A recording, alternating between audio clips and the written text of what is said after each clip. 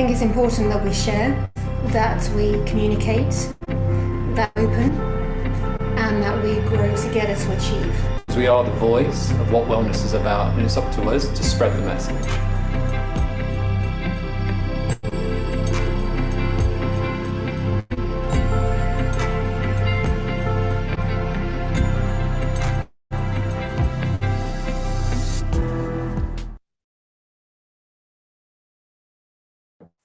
Good morning, good afternoon, and of course in New Zealand, I believe it's 9:30 there. Good evening to Professional Beauty's World Spa and Wellness Conference.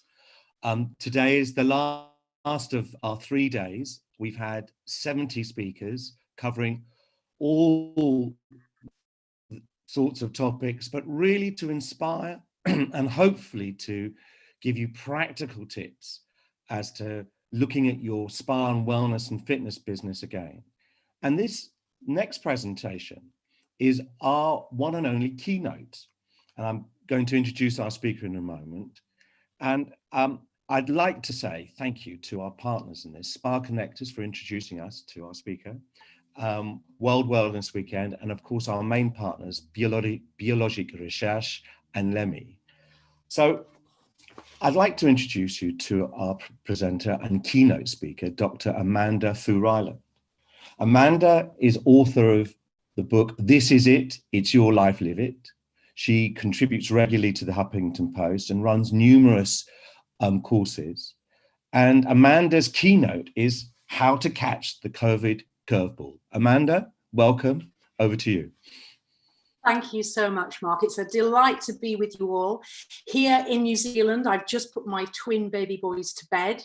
It's now coming up to just 9:30, so an honor to be with you. I'm going to share my screen with you because I want to walk you through these various mindsets that are really going to help us throughout this time. My background is in neuro-linguistic programming, timeline therapy and hypnotherapy, but that's not relevant really. What I'm wanting to take you through is some personal experiences where curveballs have hit my life and I've been able to use my toolbox to be able to help me navigate that. So first of all, I want to introduce you to my beautiful wife, Sarah, who works with me in the company. And Sarah clearly has got the dark hair. And then we've got little Noah and little Jasper, our twin baby boys, and they just turned 1 on Saturday. So as you can imagine, we've got a very, very full household. Now, what I'd like you to do is just imagine behind you or at the side of you is a plank of wood. Now, this plank of wood is 2 meters in length. It's about 40 centimeters in width, and it's a good, strong plank of wood. It's nice and thick. It will definitely carry your weight.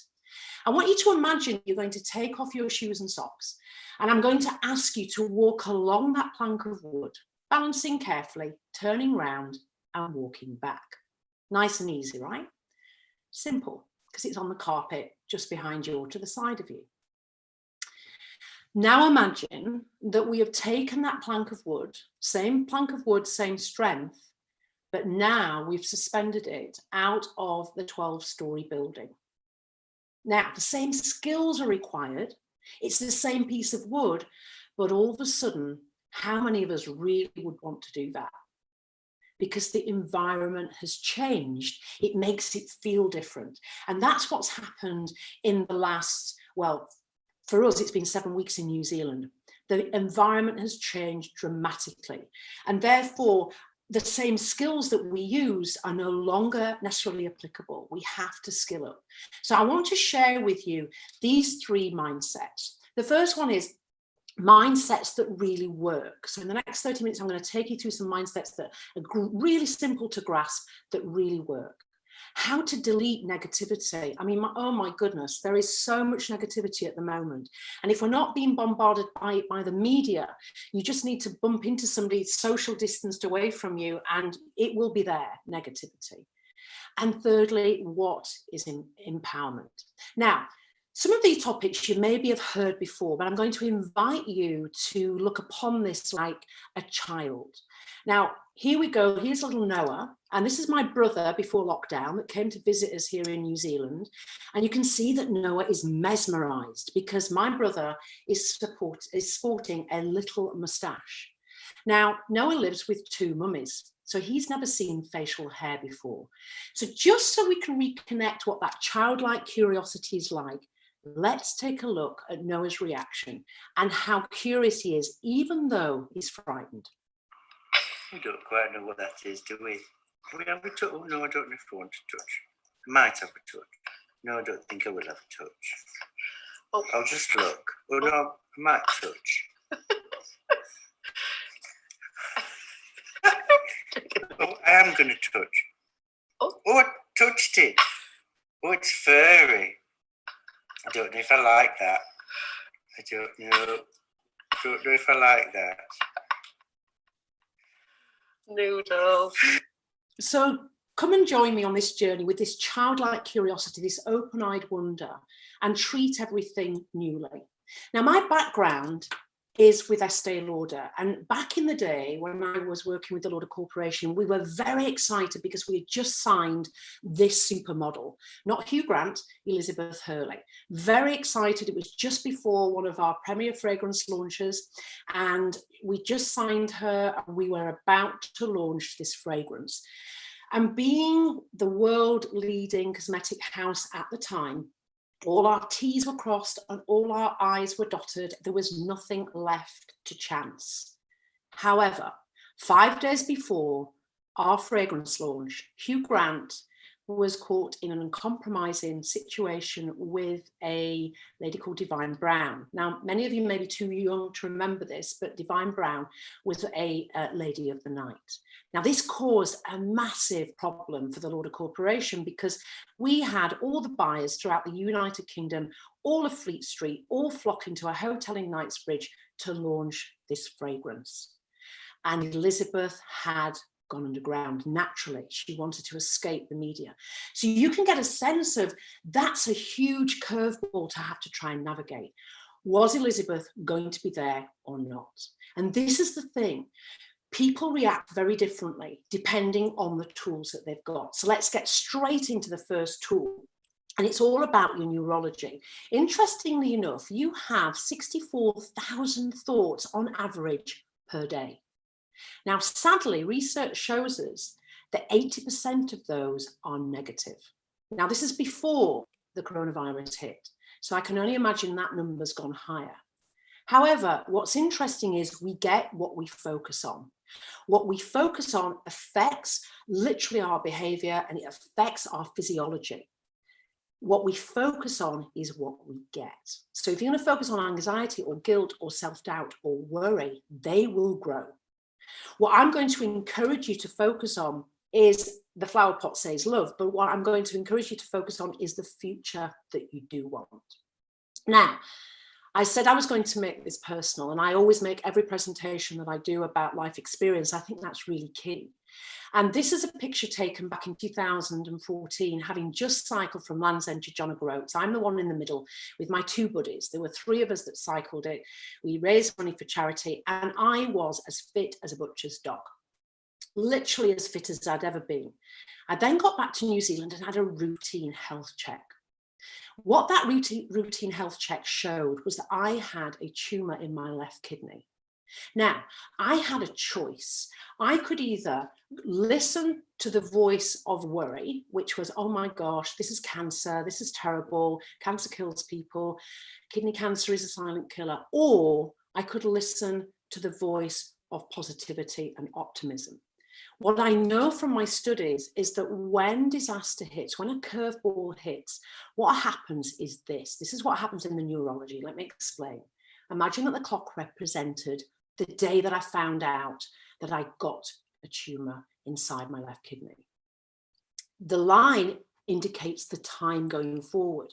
And it was going to be 12 days before I was going to see the specialist. So I had no idea in those 12 days whether I would be diagnosed with cancer or not.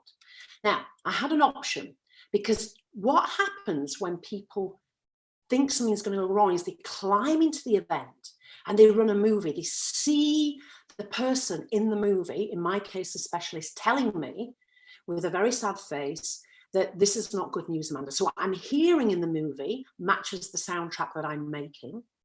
And that drives a feeling which creates anxiety.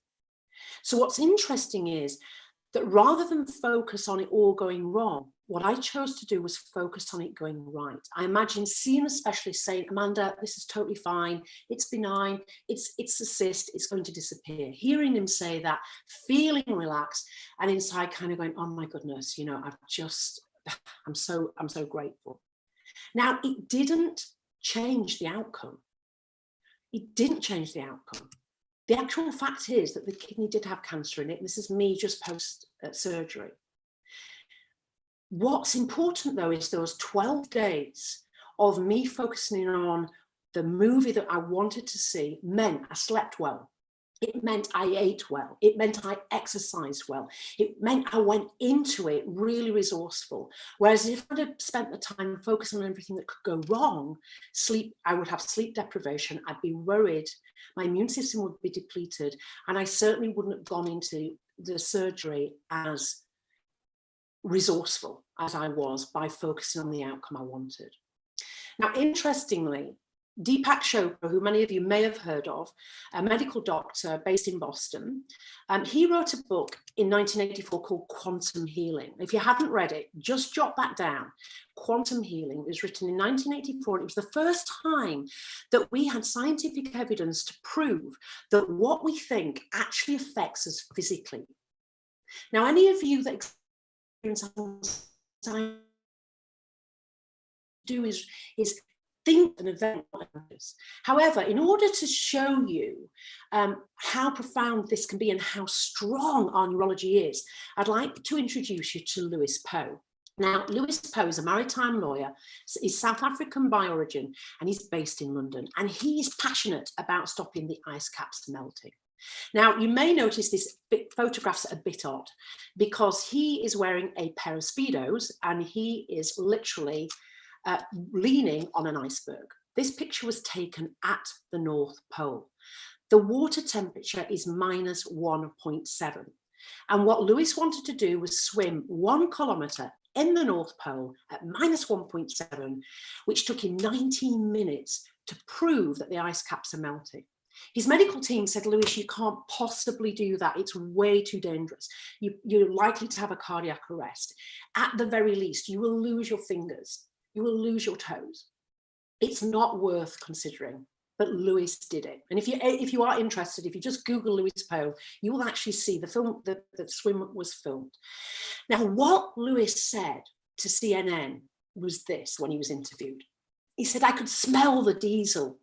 It's all about our senses. He could hear Tim shouting from the boat, come on, Tim, come on.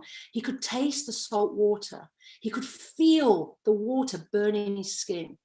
And that's all while he was sat on his couch in London. He said, I have swum the North Pole hundreds of times in my mind. So what's important is that when we're thinking about our future, run a movie that you want to see. Imagine seeing it real time, looking through your own eyes. Imagine hearing the soundtrack that goes with that. What's your internal dialogue going to be? And how will that make you feel? Very different to if you were running the movie you didn't want to have. Now, for me, when I came out of surgery, my movie that was set 4 months in the future was to run a marathon here in New Zealand. So I imagine seeing myself run over the finishing line, hearing the crowd cheering, my friends cheering, my internal dialogue saying, yes, I've done it. I'm feeling amazing. And that's what I got to do 4 months after having kidney surgery. So that's the first mindset. The second thing is, how do we delete negativity? How do we delete that negativity? Now, interestingly enough, Dr. Bruce Lipton, who I'm photographed here with in Auckland several years ago, he's written many books, but the first book there on the left is called The Biology of Belief. And Dr. Bruce Lipton, who's again a medical doctor based out of Stanford, his research says that 95% of our behavior on a daily basis runs unconsciously or subconsciously. is the term you may know. What does that mean? Just play with me a second. If you've got a coffee cup, water, whatever you've got in your hands, just pop it down. And what I'd like you to do is just fold your arms. Easy, right? Super easy. Now unfold them and fold them the opposite way around. It's a little trickier, isn't it? It's a little bit more difficult because that's how your unconscious mind or subconscious mind stores your program for how to fold your arms. Therefore, a lot of things happen unconsciously without us even realizing it. And the advertisers know this, right? The advertising industry knows that they can get underneath the radar. So I'd like to introduce you to something that's going to allow you to control what you allow into your unconscious mind and what you block. And this is all sourced from a book called The Virus of the Mind by Richard Brody. And this book it's really worth a read, or an audio book listen if you prefer that way. Essentially what it talks about is we are unaware of how many viruses can come into our neurology and grow there.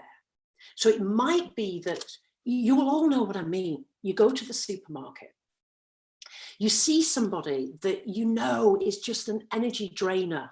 You know, their cup's half full, half empty, not half full. And you think, oh, I don't want to get into conversation with them. They are a negative Nelly, as we would say in Yorkshire. How do we quickly delete that from our neurology and stop whatever it is that they're going to say coming in and housing our grey matter? It's really simple. I developed something called the delete button. So what you do is you literally imagine you've got this big red button inside your imagination. And as the person's talking to you, if you don't agree with what it is they're saying and you don't want to get into a long discussion about it or defend your point of view, there's no need, but you don't want to agree with them, you can just smile nicely and in your neurology imagine going delete, delete, delete. It's almost like you're catching yourself saying, I am not accepting this to come into my neurology.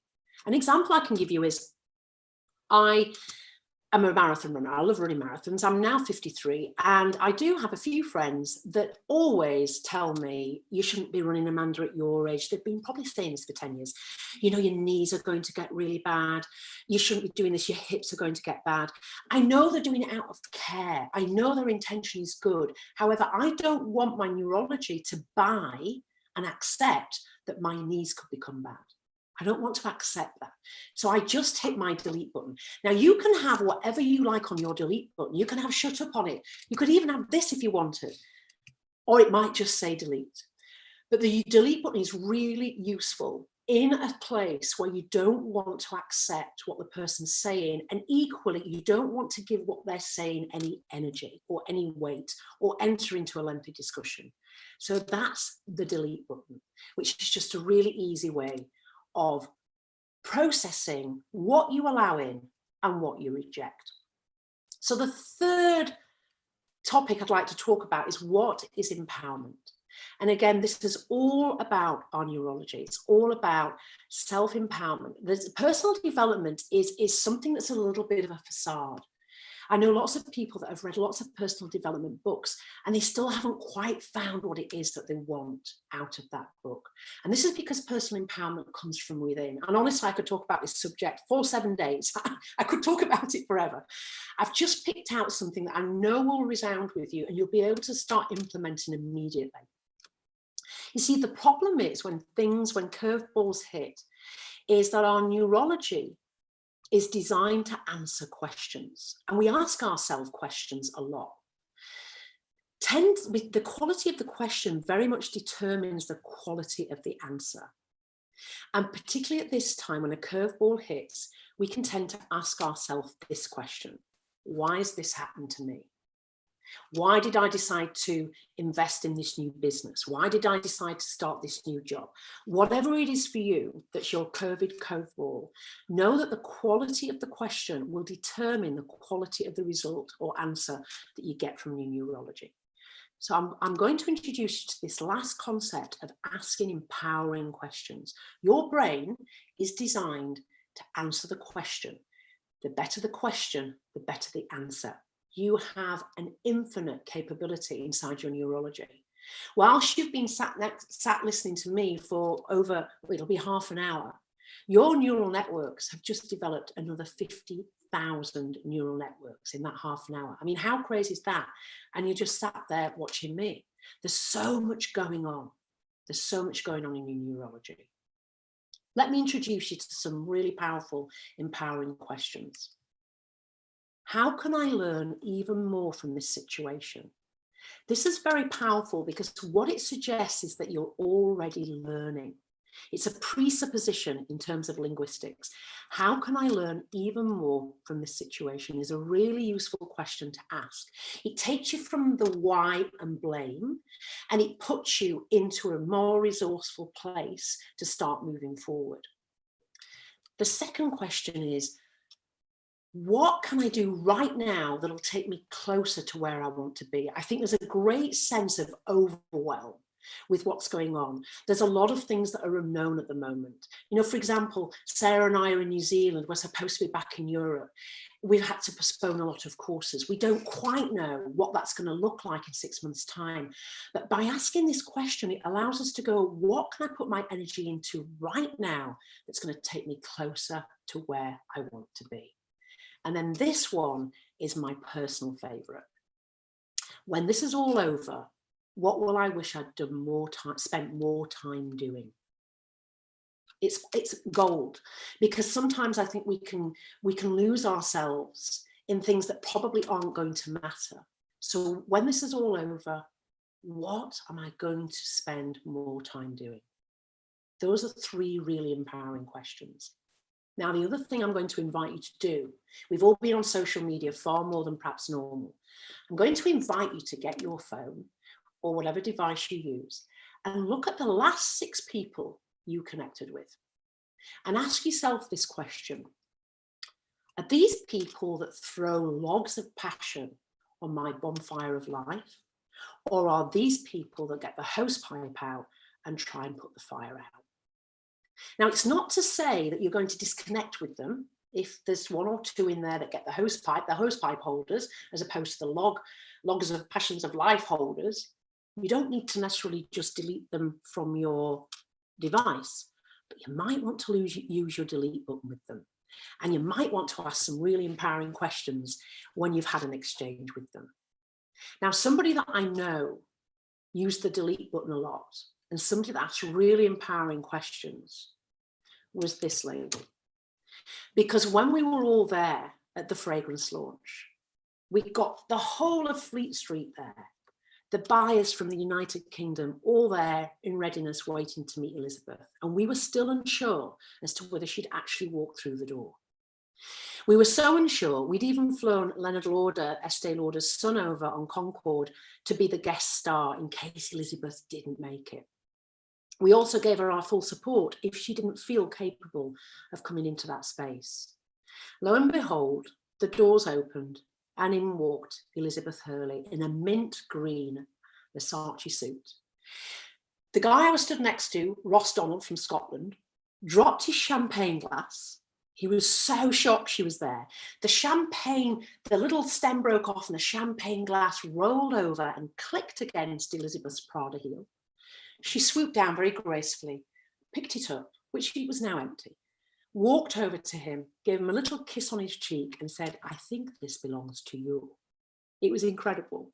She then stood on the stage after being introduced by Leonard Lauder. And there was this enormous white elephant in the room because everyone was wondering, what's she really thinking? How's she really feeling? And what she said was this: "This is my second glass of champagne and I've had 3 pain au chocolat because I too deserve to indulge myself." There was an absolute rapturous applause. And from then on in, Elizabeth Hurley literally drew a line in the sand. She's still an ambassador for the Estee Lauder Corporation today, and I'm sure we can all agree she's had a fantastic career. It's down to mindset. It's down to seeing things the way you want to see them, being able to use that delete button and choosing what you allow into your neurology, and also asking empowering questions. So I would like to share with you some free online resources that Sarah, myself, and our 18 coaches globally have been working on for people to support them during this time. We've only had half an hour here, guys, so there's a lot more that we can offer than I've had chance to speak about. Let me take you through some of these tools. Email me at the end or connect with us via the website. You can have all of them. They're all there, they're all online, they're all available. One of them is something that we developed called a habit installer. It looks very simple. The reason it's simple is because it is simple. It's very easy to use. And this won an award out of 1,600 coaches' applications on how to install habits in adults for life. There's a lot more than goes with it than just that. There's also a chapter of my book that supports that. If that's something you want to do over the next 31 days, install some really powerful new habits, then certainly make sure you connect with me. I'll have that connection for you at the end. We also have this online course. If you're finding yourself panicking or worrying or feeling anxious about the future, then this half an hour online course will teach you exactly what's happening in the neurology when anxiety happens, and more importantly, how to outthink it. So if this is again something that you think will be helpful to you, just connect. And then we also have a beautiful 15-minute hypnosis. I've got a doctorate in clinical hypnotherapy. It's recorded in a professional studio. We normally sell it on iTunes, and it's something we can just gift to you. If you feel that your parasympathetic nervous system, the part of you that kind of runs you, needs to unplug and just relax every day for 15 minutes, then this might be just the thing for you. This is how to get hold of me, Amanda@yourlifeliveit.com, or just look at our website, yourlifeliveit.com. And I'd just like to leave you with this thought. We have this on our wall here in New Zealand. In fact, you can see it behind me. And it says, you are so much more than you think you are. And you are. Your neurology is infinitely capable of achieving whatever it is that you instruct it to achieve. You just need to create the right movie. Thanks so much. We'll open up for questions now. And just stop my screen share. Thank you.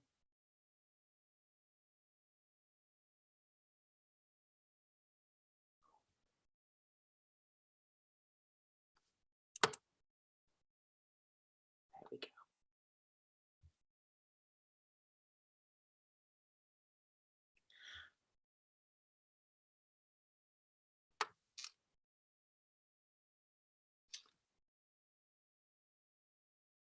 I'm sorry, Mark, I can't hear you. I don't know if it's me, but I can't hear you.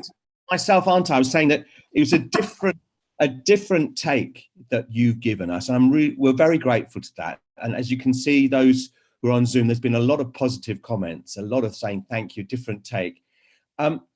Amanda, before we have to go, could you give us, you mentioned very clearly, look, press the delete button. Can you give us more examples of how you've done that in your experience, in your life? Yeah, I think definitely there's two examples I can give you in particular, Mark. The first one was when I was diagnosed with kidney cancer, and people want to really help, and they come to you with, reading resources, websites, somebody else that's had the same disease. And I just chose to only focus on anything that was positive. So I used the delete button a lot when people were telling me stories that didn't really resound with me, didn't really connect with me. The second time I used it in a really powerful way was I had been married for 20 years to Keith, my late husband, who sadly died a year after I had my kidney taken out of the same disease. And of course, that was a very heartbreaking time. However, Keith advised me to move on and find happiness again. And you can imagine my family and friends, people close to me, their sort of bewilderment when I fell in love with a woman. It's a bit like, how does that happen? Because you're not gay, you've been married for 20 years. And my response to that was, no, I'm not gay, I'm Amanda, and I just happen to have fallen in love with another soul that happens to be female. So the delete button was pressed so many times for that, because people would say, you're not gay, you're grieving, you're going through a phase, this is not the right thing for you, because people felt they knew me better than I knew myself. And what it says behind me on the wall, you are so much more than you think you are, is really testament to the fact that actually the person that knows what's best for them is you. is you, as in I knew. The person, everyone listening to me, you know what's best for you. Nobody else does. And it's just connecting with that and being strong enough to press that delete button. Because if I'd have listened to a lot of people, it could have allowed my my life to be very different. And yet here we are, you know, married, 5 years, 2 beautiful baby boys. And it sounds though quite brutal, if you like, in terms of, you know, what do you do? Look, we can lose touch with people. We naturally do that, don't we? For people who are negative, who we don't think is right for our lives, but who are negative, might be better that we distance. And most of us don't do that, do we? Can you elaborate on that? Share with that a bit. It sounds a bit brutal. So you're clearly not doing the delete button outside. You're not kind of going delete, delete, delete, stop what you're saying. It's all inside your neurology.